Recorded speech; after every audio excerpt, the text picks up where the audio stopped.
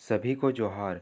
इस वीडियो में हम पढ़ेंगे सोर्सेस ऑफ गांधीयन थॉट यानी कि गांधीवादी विचारधारा के स्रोत, जो कि DSC 2 का यूनिट 1 है।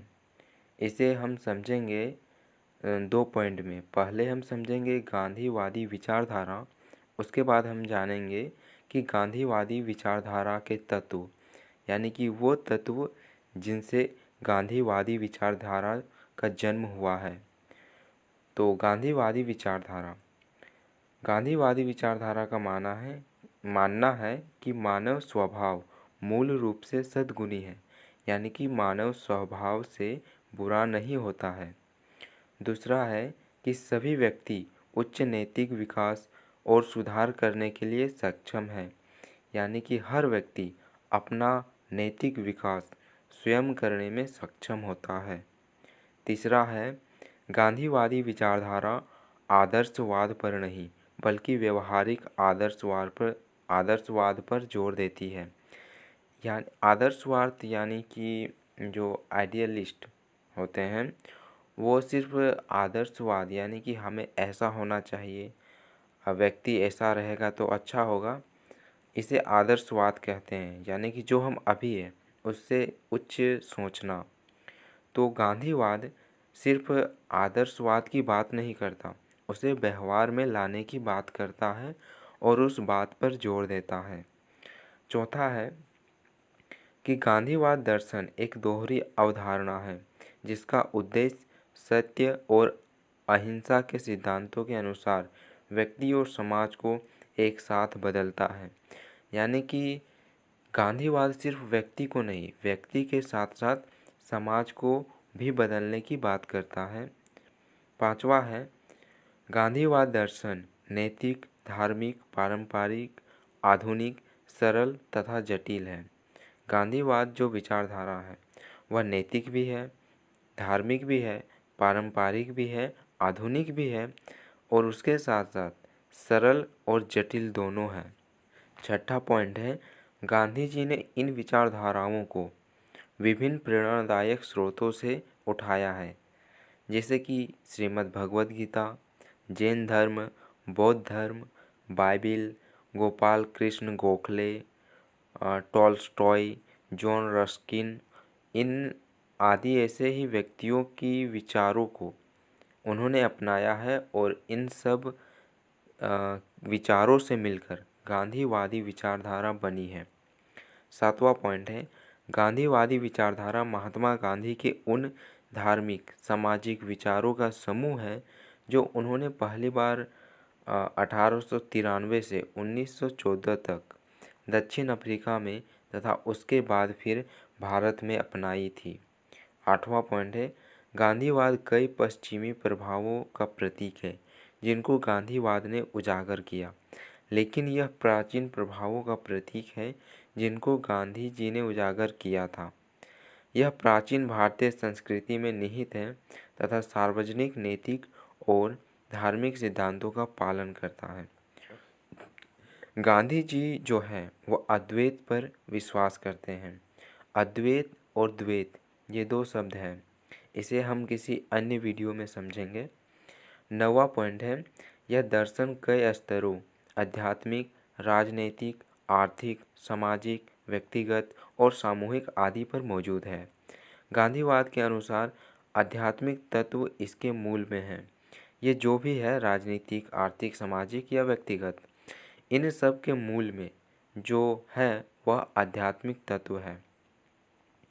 उसके बाद जैसे कि गांधीवाद के विचारधारा को मानने वाले जो लोग थे वो उनमें से थे Vinoba Bhave, Jayaprakash Narayan, Martin Luther King junior और ऐसे ही और कई लोग हैं, पर ये तीन जो है मुख्य नाम है।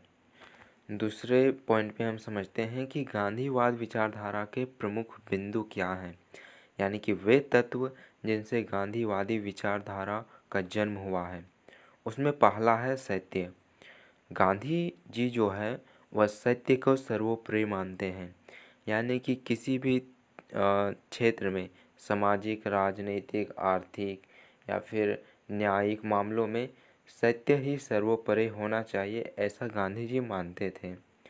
सत्य और अहिंसा ये मानवीय स्वतंत्रता, समानता एवं न्याय पर उनकी निष्ठा की उनकी निजी जिंदगी के उदाहरणों से अच्छे से समझा जा सकता है।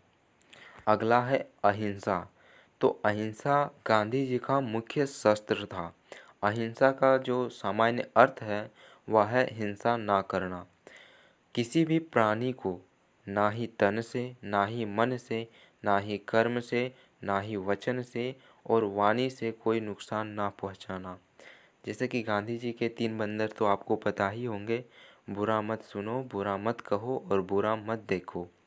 तो अहिंसा, मन में भी किसी का अहित ना सोचना, यहाँ तक है अहिंसा का मतलब। किसी को कटु वाणी आदि के द्वारा भी पीड़ा ना देना तथा कर्म से भी किसी भी अवस्था में किसी भी प्राणी को कोई नुकसान न करना। अगला है सत्याग्रह। सत्याग्रह का अर्थ होता है कि सत्य के लिए आग्रह करना, मतलब सभी प्रकार के अन्याय, उत्पीड़न और शोषण के खिलाफ शुद्धतम जो आत्मबल है उसका प्रयोग करना। यह व्यक्तिगत पीड़ा सहन कर अधिकारों को सुरक्षित करने और दूसरों को चोट ना पहुंचाने की एक विधि है। अगला है सर्वोदय। सर्वोदय यानी कि सिर्फ अपना नहीं, सभी लोगों का, सभी वर्गों का, सभी समूहों का, सबका विकास, यानी कि अनटू द लास्ट, सबका, हर एक, प्रथम से लेकर अंतिम तक जो भी है सबका विकास ही सर्वोदय है। अगला है धर्म। गांधी जी का मानना था कि धर्म और जो संविधान है या फिर नैतिकता है या कानून कह सकते हैं, ये अलग नहीं है।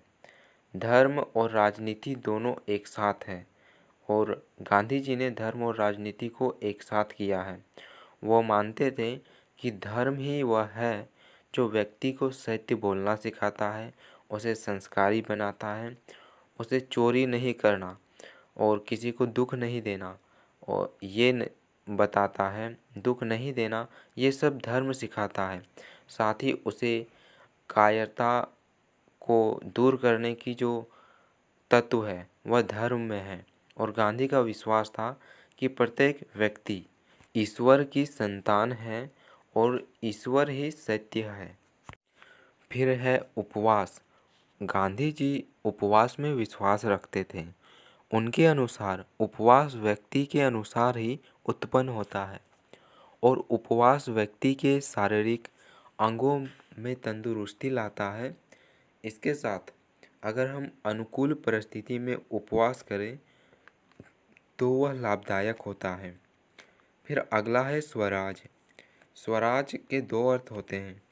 पहला कि स्वराज यानी कि स्व पर स्वयं का शासन, दूसरा कि किसी शासन व्यवस्था में स्व यानी कि हमारा शासन।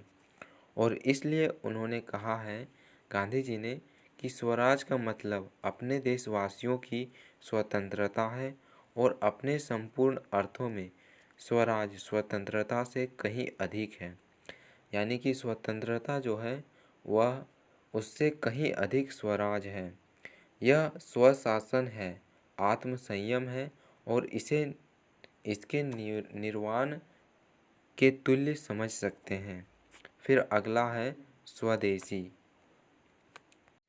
स्वदेशी शब्द संस्कृत शब्द है और यह संस्कृत के 2 शब्दों का एक संयोजन है।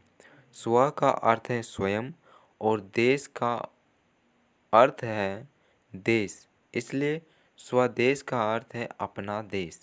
स्वदेशी का अर्थ है अपने देश से है, अपने देश से है, लेकिन ज़्यादातर संदर्भों में इसका अर्थ आत्मनिर्भरता के रूप में लिया जा सकता है।